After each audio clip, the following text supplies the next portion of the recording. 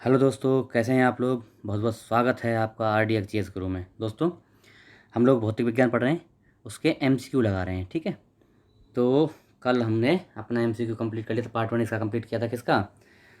ऊष्मा गतिकी और ऊष्मा का, है ना। जी था ना। तो चलो आज पार्ट 2 इसका पढ़ेंगे।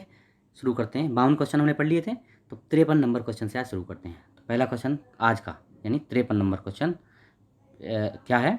श्वेत वस्त्र काले वस्त्रों की अपेक्षा ठंडे होते हैं क्योंकि वे क्या करते हैं? सूर्य के प्रकाश को पूर्णतः ठंड नहीं, वे संपूर्ण प्रकाश को परावर्तित करते हैं। ऑप्शन डी सही है। ठीक है। कथन कारण का क्वेश्चन है। जाड़ों में पहनने के लिए हम सफ़ेद कपड़ों को वरीयता देते हैं। सफ़ेद कपड़ा ऊष्मा के अच्छा परावर्तक। देखो ये तो सही है, लेकिन जाड़ों में नहीं, गर्मी में देते हैं हम, गर्मी में। इसलिए ए गलत और आर सही, डी ऑप्शन होगा। ठीक है। जाड़ों में नहीं बल्कि गर्मी में हम सफ़ेद कपड़ों को वरीयता देते हैं। ये असत्य है। सफ़ेद वस्त्र ऊष्मा के अच्छे परावर्तक होते हैं और ख़राब अवशोषक होते हैं। ठीक है। इसलिए इसी कारण गर्मियों में काले रंग की जगह या गहरे रंग की अपेक्षा सफ़ेद वस्त्र को हम यूज करते हैं। ठीक है। चलो, कथन कारण है फिर। हल्के रंगीन कपड़ों को गर्मी में वरीयता दी जाती है। सही है, बिल्कुल सही है। हल्के रंग ऊष्मा के अवशोषित करते हैं। नहीं भैया, पहला कथन दूसरा गलत। कथन सही, कारण गलत। क्यों? अवशोषित नहीं करते, हल्के रंग परावर्तित करते हैं भाई ऊष्मा को। तो क्या हो गया? अवशोषित हल्के रंग ऊष्मा को कम, हाँ सही है, कम अवशोषित करते हैं। बिल्कुल सही है, कम अवशोषित करते हैं ना। एकदम राइट है।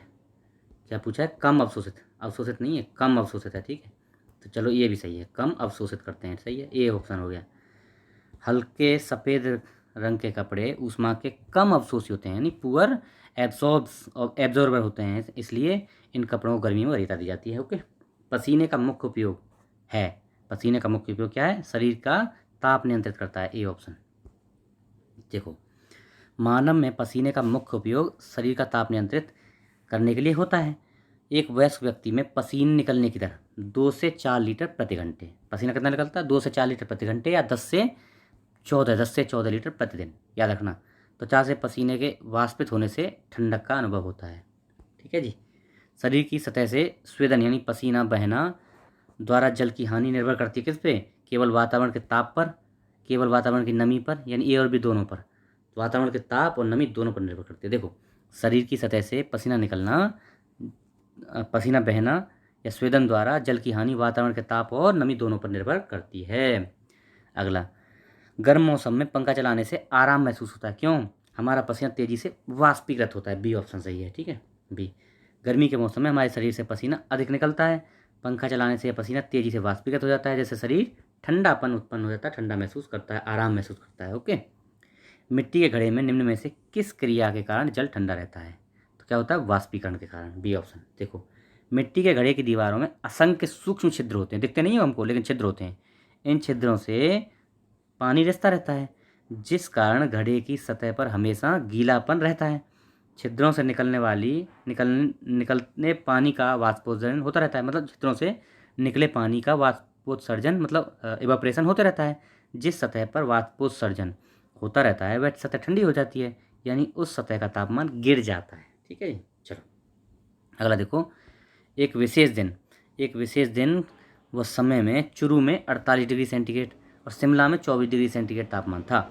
सभी रूपों में समान धातु के 2 प्यालों में पानी चुरू में 95 डिग्री सेंटीग्रेड पर तथा शिमला में 71 डिग्री सेंटीग्रेड पर रखा गया है। दोनों में से कौन सा प्याला कमरे के तापमान पर पहले पहुंचेगा? तो दोनों प्याले कमरे के तापमान पर एक समय पहुंचेंगे। क्यों? क्योंकि दोनों का जो है ना तापांतर सेम है। देखो, किसी वस्तु की ऊष्मा हानि की दर को शीतलन कहते हैं। किसी वस्तु की ऊष्मा हानि की दर को शीतलन कहते हैं। देखो, अब क्या होता है, चूंकि तापांतर समान है। देखो, 95 माइनस 48 डिग्री सेंटीग्रेड 47 डिग्री तापांतर आ गया। यहाँ 71 माइनस 24, तो ये भी 47 डिग्री। तो तापांतर समान है, तो दोनों एक साथ ही कमरे के तापमान पर पहुँचेंगे। इसलिए दोनों प्याले कमरे के तापमान पर एक साथ पहुँचेंगे। क्यों? तापांतर समान है। इंपॉर्टेंट है ये क्वेश्चन, याद रखना। ग्रीष्म काल में आर्द्र ऊष्मा का अनुभव होता है जब मौसम क्या होता है? क्या होता है? उमस वाला होता है, आर्द्र ऊष्मा। ग्रीष्म काल में जब मौसम उमस भरा होता है तो आर्द्र यानी ह्यूमिडिटी होती है ना, आर्द्र ऊष्मा का अनुभव होता है। ठीक। शुष्कता दशा संदर्भित है किसको? निम्न आर्द्रता। आर्द्रता कम होगी तो शुष्कता होगी, सूखापन होगा, है जी। चलो, ऊंचाई बढ़ने के साथ साथ जल का क्वथनांक बिंदु क्या होता है? घटता है, नहीं, बढ़ता है। ऊंचाई के साथ वायुमंडलीय दाब बढ़ता है, वायुमंडलीय दाब घटता है।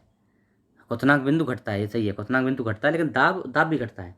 क्या हो गया? सी ऑप्शन, ए सही, आर गलत। देखो, पृथ्वी की सतह से बढ़ती ऊंचाई के अनुपात में वायुमंडलीय दाब घटता है। वायु के घटते दबाव के साथ साथ जल का क्वथनांक भी घटता है, क्वथनांक भी घट जाता है। इस प्रकार ए सही, आर गलत। ठीक है, क्वथनांक भी घटता है, दाब भी घटता है। ओके, चलो। वायुमंडल हमारे ऊपर बहुत अधिक दबाव डालता है, परंतु हम इसका अनुभव नहीं करते हैं। क्यों? क्या कारण है, बताइए आप। हमारा क्या है, हमारा रक्त वायुमंडल के दबाव से कुछ अधिक दबाव डालता है, इसलिए हम इसका अनुभव नहीं करते हैं। ए ऑप्शन हो जाएगा। ठीक है, वायुमंडल दाब, वायुमंडल हमारे ऊपर प्रत्येक दिशा में दबाव डालता है, परंतु हम इसका अनुभव नहीं करते, क्योंकि हमारा रक्तचाप यानी ब्लड प्रेशर इस बाह्य दाब को संतुलित कर देता है। परंतु हम जल के अंदर बाह्य दाब का अनुभव करते हैं, जल के अंदर जाते हैं तो बाह्य दाब का अनुभव करते हैं, क्योंकि जल में बाह्य दाब हमारे सामान्य रक्तचाप से अधिक होता है, मतलब ब्लड प्रेशर से अधिक होता है वायु दाब किसका, जल में। कथन देखते हैं, कथन कारण क्वेश्चन है। कथन है तापमान में वृद्धि के साथ ग्लिसरीन की श्यानता बढ़ जाती है, नहीं, घट जाती है। गलत है ये पहला। तापमान में वृद्धि अणुओं की गतिज ऊर्जा बढ़ा देती है, ये सही है, आर सही है। कथन तो डी ऑप्शन हो जाएगा, डी। कथन सही, ए गलत, परंतु आर सही है। कथन गलत, कारण सही। ठीक है, देखो, तापमान में वृद्धि के साथ किसी द्रव यानी ग्लिसरीन आदि की श्यानता बढ़ने की बजाय घट जाती है। क्यों? देखो, श्यानता क्या होती है? श्यानता वो होती है कि जिससे आपस में उस द्रव की परतें आपस में विरोध करती हैं, एक दूसरे का परतें आपस में विरोध करती हैं, उसको बोलते हैं। अगर ताप बढ़ाएंगे तो वो विरोध करने की जो है ना क्षमता कम हो जाएगी, इसलिए श्यानता घटती। श्यानता ये है, समझने का फर्क है बस, है। तापमान में वृद्धि अणुओं की गतिज ऊर्जा बढ़ा देती है, सही है। ये गलत, आर सही है। ओके, प्रेशर कुकर में खाना जल्दी पकता है, क्यों? अधिक दाब पर पानी कम तापमान पर उबलने लगता है। हाँ, अधिक दाब पर पानी कम तापमान पर उबलने लगता है। नहीं नहीं नहीं नहीं, बी ऑप्शन है भाई, बी। ये नहीं है, बिल्कुल गलत है ये है, नहीं है। अधिक दाब पर पानी अधिक तापक्रम पर उबलता है। देखो, समझो इतना, अधिक दाब पर पानी अधिक तापक्रम पर उबलने लगता है। देखो, हाँ देखो, समझो पहले इसको। कमरे के सामान्य तापक्रम एवं वायुदाब में पानी 100 डिग्री सेल्सियस पर उबलता है। इसे 5 मिनट तक उबालें या 25 मिनट तक, वायुदाब पानी के उबलने के बिंदु को प्रभावित करता है। वायुदाब के परिवर्तित होने पर उबाल बिंदु यानी क्वथनांक, जो उबलने का बिंदु है, ऊष्मा की मात्रा परिवर्तित होती है। उबाल बिंदु और ऊष्मा की मात्रा दोनों परिवर्तित होते हैं वायुदाब के परिवर्तित होने पर। देखो, अधिक वायुदाब होने पर उबाल बिंदु तथा ऊष्मा की मात्रा बढ़ेगी, ऊष्मा बढ़ेगी अधिक दाब होने पर, जबकि निम्न वायुदाब की दशा में उबाल बिंदु और ऊष्मा की मात्रा घटेगी। तो ऊपर जाएंगे हम। देखो, प्रेशर कुकर में क्या होता है, वायुदाब सामान्य कमरे के वायुदाब से 2 गुना हो जाता है। वायुदाब बढ़ा तो क्या होगा, उबाल बिंदु और ऊष्मा की मात्रा बढ़ेगी, दोनों चीज़। इसी कारण इसमें लगभग 120 डिग्री सेंटीग्रेड पर पानी उबलता है। दाब बढ़ गया तो उबाल बिंदु बढ़ गया, यानी अब 100 डिग्री पर नहीं बल्कि 120 डिग्री सेंटीग्रेड पर उबल रहा है। तो इसका मतलब टेम्परेचर ज़्यादा मिल रहा है, ऊष्मा ज़्यादा मिल रही है, फलतः इसमें अधिक ऊष्मा होती है। यही कारण है कि प्रेशर कुकर में खाना जल्दी पकता है। मतलब प्रेशर ज़्यादा तो अब उबाल बिंदु जो उसका बॉइलिंग पॉइंट है ऊपर चला गया, 100 डिग्री सेंटीग्रेड नहीं रहा, 120 पे पहुंच गया। अब 120 पहुंचने के कारण उसको ऊष्मा ज़्यादा मिली, उसको टेम्परेचर ज़्यादा मिला, जिससे क्या है कि खाना जल्दी पक जाएगा। अच्छा, पहाड़ों पर कम वायुदाब के कारण सामान्य वातावरण में पानी थोड़े कम तापमान पर उबलता है, यानी 100 डिग्री से नीचे, या मान लो 80 डिग्री पे उबलने लगेगा, तब ऊष्मा तो उतनी मिली नहीं, इसमें ऊष्मा कम होती है, इसलिए पहाड़ों पर प्रेशर कुकर का उपयोग किया जाता है, लाभदायक होता है। ठीक है, तो इसलिए प्रेशर कुकर यूज करते हैं। प्रेशर कुकर में खाना कम समय में पकता है, क्योंकि अधिक दाब के कारण उबलते पानी का ताप कम हो जाता है। नहीं, अधिक दाब के कारण उबलते पानी का ताप बढ़ जाता है, ताप बढ़ जाता है। प्रेशर कुकर में खाना शीघ्रतापूर्वक बन जाता है, क्योंकि बढ़ा हुआ दाब क्वथनांक को बढ़ा देता है। बिल्कुल राइट है, ए ऑप्शन है, बढ़ा हुआ दाब क्वथनांक को बढ़ा देता है। प्रेशर कुकर में खाना जल्दी पकता है, क्योंकि देखो कितनी बार रिपीट हुआ है क्वेश्चन, देख रहे हो। अधिक दाब के कारण पानी क्वथनांक बढ़ जाता है, पानी का क्या क्वथनांक बढ़ जाता है, मतलब बॉइलिंग पॉइंट बढ़ जाता है। प्रेशर कुकर में भोजन कम समय में तैयार होता है, क्योंकि जल का क्वथनांक बढ़ जाता है। ठीक है, ये भी। अगला देखो, नीचे कथन कारण दिए हैं भैया। तो देखो, कथन क्या है, प्रेशर कुकर में एबोनाइट का हत्था लगा होता है। सही है, एक बिल्कुल सही है, लगा होता है एबोनाइट या लकड़ी का हत्था लगा जाता है। एबोनाइट मजबूत होता है, ये भी बात सही है, बात तो दोनों सही है, लेकिन कारण जो है ना कथन की पुष्टि नहीं कर रहा है, इसलिए बी ऑप्शन होगा। पुष्टि नहीं कर रहा है, क्यों? क्योंकि वो जो एबोनाइट लगाया जाता है वो ऊष्मा का कुचालक होता है ना, उसमें गर्म ना हो इसलिए लगाए जाते हैं ये लकड़ी और एबोनाइट। खाना बनाने के बर्तनों में जैसे प्रेशर कुकर आदि में लकड़ी और एबोनाइट के हैंडल लगाए जाते हैं, क्योंकि लकड़ी और एबोनाइट ऊष्मा के कुचालक होते हैं। एबोनाइट मजबूत पदार्थ होता है, ये बात सही है, लेकिन ये ऊष्मा के कुचालक होते हैं, इसलिए इनका उपयोग किया जाता है। ठीक है जी। प्रेशर कुकर के अंदर का उच्चतम ताप निर्भर करेगा किस पे? ऊपर के छेद का क्षेत्रफल व उस पर रखा गया वजन। इंपॉर्टेंट है। प्रेशर के अंदर कितना ताप है, उच्चतम ताप मतलब कितना ताप होगा उस पर, किस पे? दो चीज़ों पर निर्भर कर देगा। किस पे? छेद का क्षेत्रफल, जो छेद है उसका वायु निकलने के लिए, प्रेशर निकलने के लिए वो छेद छेद का क्षेत्रफल कितना है और उस पर रखा गया वजन कितना है, ये दो चीज़ पर निर्भर कर देगा। ठीक है। चलो, प्रेशर कुकर में वायुमंडलीय दाब से अधिक दाब उत्पन्न करके खाना बनाने की व्यवस्था होती है। बताया ना अभी, दुगुना दाब उत्पन्न करता है। अधिक दाब होने के कारण प्रेशर कुकर में जल 100 डिग्री सेंटीग्रेड से भी अधिक ताप तक गर्म किया जाता है, क्योंकि अधिक दाब पर जल का क्वथनांक अधिक हो जाता है। ये पढ़ लिया हम लोग। प्रेशर कुकर के अंदर उच्चतम तापमान ऊपर के छेद के क्षेत्रफल एवं उस पर रखे गए वजन पर निर्भर करता है। दो चीज़ पर, ठीक है, इंपॉर्टेंट है। दो चीज़ पर निर्भर करता है। वजन, किसका वजन? क्षेत्रफल, किसका वजन? उसका ढक्कन का वजन और उस होल का क्षेत्रफल। ठीक है। किसी प्रेशर कुकर में जिस तापमान पर खाद्य पकाए जाते हैं वह मुख्यतः निम्नलिखित में से निर्भर करते हैं। क्या? ढक्कन में स्थित छेद का क्षेत्रफल, अभी पढ़ लिया, सही है। ज्वाला का तापमान नहीं, ढक्कन का भार। ये 1 और 3 सही है। 1 और 3 कौन से में? 1 और 3, हाँ, सी ऑप्शन। अभी पढ़े ना हम, ढक्कन का भार और छेद का क्षेत्रफल, दो चीज़ पर निर्भर करता है कितना टेम्परेचर होगा। ठीक है। जब पानी को 0 डिग्री से 10 डिग्री तक गर्म किया जाता है तो इसका तापमान क्या होगा? इसका आयतन, आयतन क्या होता है? पहले घटेगा, उल्टा होता है। देखो, पहले घटेगा फिर बढ़ेगा, पहले घटता है फिर बढ़ता है। देखो कैसे क्या होता है।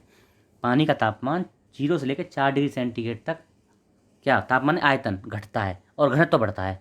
लेकिन 4 डिग्री सेंटीग्रेड से ऊपर जाएंगे तो घनत्व तो फिर घटेगा और तापमान बढ़ेगा, आयतन बढ़ेगा। ठीक है। देखो, द्रवों का एक सामान्य गुण होता है कि द्रवों को गर्म करने पर उनका आयतन बढ़ता है और घनत्व तो घटता है, लेकिन पानी के मामले में ये 0 से लेकर 4 डिग्री सेंटीग्रेड पर उल्टा होता है। 0 से 4 डिग्री सेंटीग्रेड के बीच ठीक उल्टा होता है। क्या होता है? पानी को लेकर गर्म किया जाता है कब? 0 से 4 डिग्री सेंटीग्रेड पर, तो आयतन घटता है और घनत्व बढ़ता है। लेकिन 4 डिग्री सेंटीग्रेड से जब आगे बढ़ते हैं तो ये सेम और द्रवों की भांति व्यवहार करता है, यानी आयतन घटता है फिर और आयतन बढ़ता है और घनत्व तो घटता है। ठीक है, समझ गए? चलो, जल के आयतन में क्या परिवर्तन होगा यदि तापमान 9 डिग्री सेंटीग्रेड से गिरकर 3 डिग्री सेंटीग्रेड कर दिया जाए? अब 9 से देखो, किसमें? आयतन में। आयतन देखो, आयतन क्या है? ठंडा करने पर कभी बढ़ता है, लेकिन लेकिन उल्टा होगा इसमें। इसमें क्या होगा? 9 डिग्री से 4 डिग्री सेंटीग्रेड पर क्या होगा? पहले घटेगा आयतन, आयतन पहले घटेगा और बाद में बढ़ेगा। कब? जब 4 डिग्री से 3 डिग्री की तरफ चलेगा तो आयतन इसका बढ़ेगा, क्योंकि 4 डिग्री सेंटीग्रेड तक उच्चतम होता है। पढ़े थे ना अभी? ये उल्टा पूछ लिया, इस बार क्वेश्चन घुमा के पूछा है। 9 डिग्री सेंटीग्रेड से 4 डिग्री सेंटीग्रेड तक जल का तापमान गिरा दिया जाए तो 4 डिग्री सेंटीग्रेड पर जल का घनत्व अधिकतम होता है। अतः घनत्व आयतन के व्युत्क्रमानुपाती होता है। लिहाजा 4 डिग्री सेंटीग्रेड तक घनत्व बढ़ने पर आयतन बढ़ेगा और 4 डिग्री सेंटीग्रेड से 3 डिग्री सेंटीग्रेड जैसे जाएंगे ना तो बर्फ जमने पर इसका घनत्व घटने और आयतन बढ़ने लगेगा। घनत्व घटेगा, आयतन बढ़ेगा। समझ गए? चलो, पढ़ना है तो क्वेश्चन को समझना है, समझने का ज़्यादा है क्वेश्चन, इसमें ज़्यादा कुछ क्रिटिकल नहीं है, समझना है बस। अच्छा, कथनों पर बताना है आपको, कथनों में से कौन सा सही है बताना है। ठीक है। तो देखो, 100 डिग्री सेंटीग्रेड पर भाप तथा 100 डिग्री सेंटीग्रेड पर उबलते जल में ऊष्मा की मात्रा एक समान होती है। एक समान होती है? नहीं होती भाई, एक समान कैसे हो जाएगी? अच्छा, ये तो गलत हो गया, भाप में ज़्यादा होती है। बर्फ़ की संगलन गुप्त ऊष्मा जल की वाष्पन गुप्त ऊष्मा के बराबर होती है? नहीं, ये भी गलत है, ये भी। वातानुकूलक में क्या है? कक्ष वायु में वाष्पित कुंडली में ऊष्मा का निष्कर्षण होता है तथा द्रवणित कुंडली पर ऊष्मा का निरसन होता है। ये बात सही है, थोड़ा सा टेक्निकल हिंदी है। देखो समझो, 100 डिग्री सेंटीग्रेड के 1 ग्राम द्रव्यमान के जल की अपेक्षा 100 डिग्री सेंटीग्रेड के 1 ग्राम वाष्प में 540 लिखा था पहले, 536 40 वही मान लो, ऊष्मा अधिक होती है। ठीक है। बर्फ के संगलन की गुप्त ऊष्मा 80 कैलोरी प्रति ग्राम होती है, जबकि जल के वाष्पन की गुप्त ऊष्मा 536 होती है। तो एक समान कहाँ हुई? एक और दो दोनों गलत हो गए। अच्छा, 3 देखो, 3 सही है। क्या हुआ 3 में? 3 में यह है कि वातानुकूलन में कक्ष वायु में वाष्पित कुंडली यानी एवेपोरेटर कॉइल्स जो होती हैं में ऊष्मा का निष्कर्षण होता है और द्रवणित कुंडली क्या? कंडेंसर कॉइल्स पर ऊष्मा का निरसन होता है। ठीक है जी। चलो अगला देखते हैं। जब किसी बोतल में पानी भरा जाता है और उसे जमने के लिए जमने दिया जाता है तो बोतल टूट जाती है। क्यों?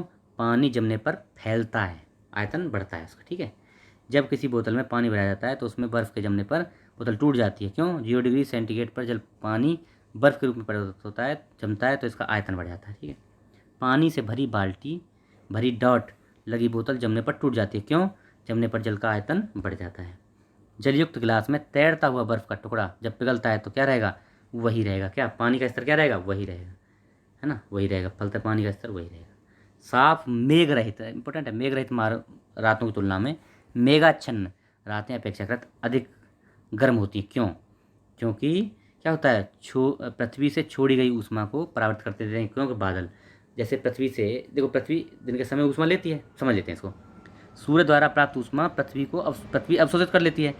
रात में विकिरण द्वारा ऊष्मा उत्सर्जित करती है पृथ्वी है। तो ऐसी स्थिति में दिन में पृथ्वी द्वारा प्राप्त की गई और रात में विकिरित की गई ऊष्मा को बादल जो होते हैं ना, बादल मेघों के टाइम पे बादल छाए रहेंगे, मेघाच्छादित रातों में बादल छाए रहेंगे, तो वो रात वो क्या है, इसको ऊष्मा को परावर्तित कर देते हैं और टाइम वो जो है गर्म हो जाती हैं, रातें गर्म हो जाती हैं। ठीक है। ये अगला, बादल आच्छादित रातें स्वच्छ आकाश वाली रातों से अधिक गर्म होती हैं। क्योंकि बादल पृथ्वी हवा को ऊष्मा नहीं, भैया बादल वातावरण को आग बनाते नहीं।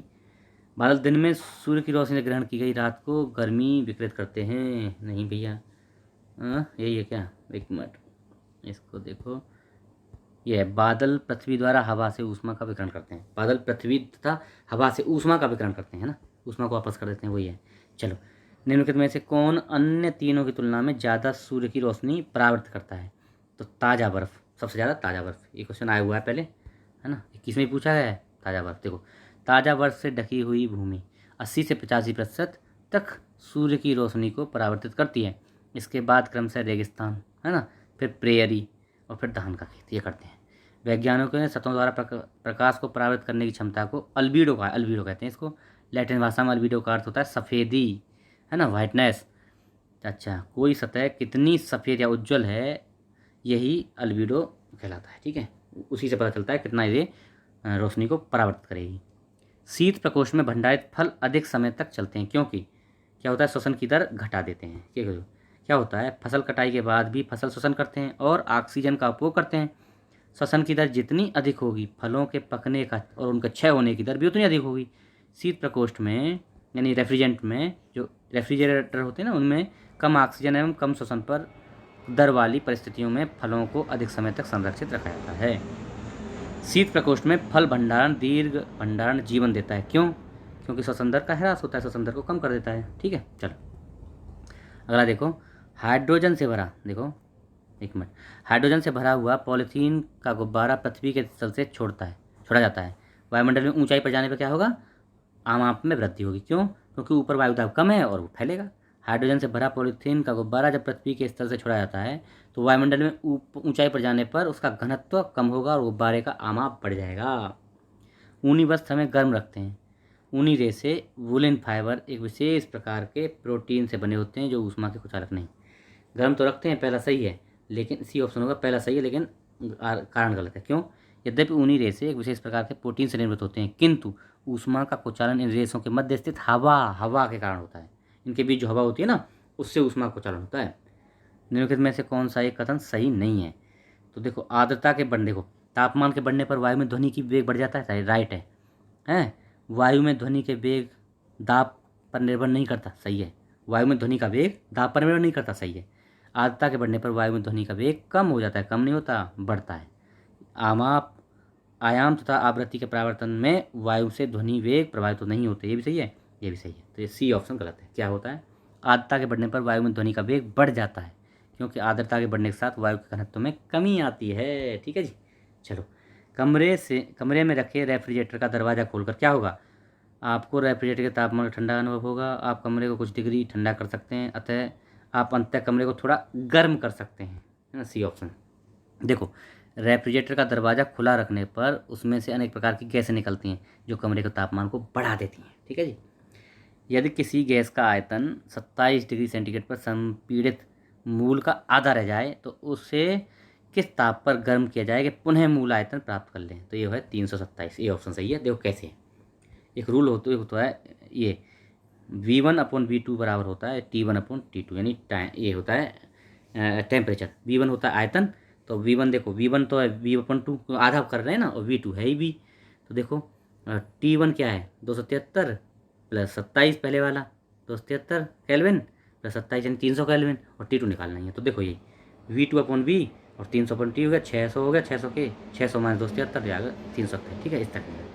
तो आज हमारा लेक्चर यहीं पर रोकेंगे। कल हम पढ़ेंगे तरंगति, उसके MCQ लगाएंगे। आप लोग नए हैं चैनल पर, सब्सक्राइब कर लीजिए, लोगों को बताइए, शेयर वेयर करिए, ओके, हाँ, थोड़ा सा हेल्प करिए। Okay, thank you so much.